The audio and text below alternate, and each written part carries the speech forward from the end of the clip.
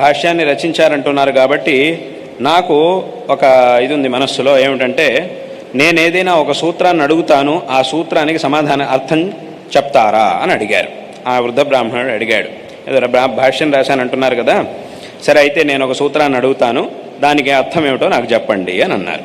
సరే అడగండి అని అన్నారు. ఇప్పుడు శంకరులు ఒక మాట అన్నారు, ఇట్లా వేదవ్యాస మహర్షి ఇలా అన్నప్పుడు, వెంటనే వేదవ్యాస ఆయన ఆ వృద్ధ బ్రాహ్మణుడు ఇలా అన్నప్పుడు శంకరులతో ఇలా అన్నప్పుడు శంకరులతో అన్నారు ఆయన, ఏమిటి అని అంటే, మీరు ఇట్లా మీ శిష్యులు మీ గురించి ఇలా చెప్తున్నారు, ఏదో మీరు ఇట్లా భాష్యాన్ని రాశారని చెప్తున్నారు, అయితే నేను ఒక సూత్రం అడుగుతాను, చెప్తారా దానికి అర్థం అని అన్నారు.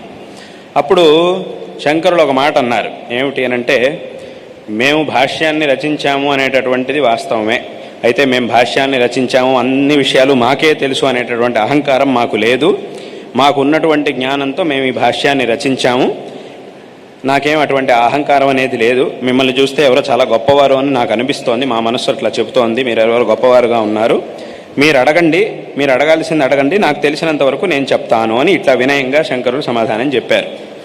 సరే అలాగైతే ఒక సూత్రం ఉంది, ఏదో ఒక సూత్రాన్ని చెప్పి, ఈ సూత్రం 3వ అధ్యాయంలో ఒక సూత్రం ఉంది, ఈ మొట్టమొదటి సూత్రం, ఈ సూత్రానికి ఏమిటి అర్థం అని అడిగారు. అప్పుడు శంకరులు దానికి అర్థాన్ని చెప్పారు, దీనికి ఇలా అర్థం, ఈ సూత్రానికి ఇదే అర్థం అని చెప్పారు.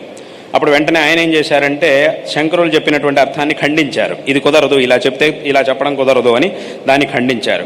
మళ్ళీ దానికి శంకరాచార్యుల వారు సమాధానం, కాదు ఇలాగే చెప్పాలి, ఈ సూత్రానికి ఇలా అర్థం చెప్తేనే సరిపోతుంది అని మళ్ళీ ప్రతిపాదన చేశారు. మళ్ళీ దాన్ని ఆయన ఖండించారు, మళ్ళీ శంకరులు సమాధానం చెప్పారు, మళ్ళీ ఆయన ప్రశ్నించారు, మళ్ళీ సమాధానం. ఈ రకంగా వాళ్ళిద్దరి మధ్య పెద్ద వాదన మొదలైంది.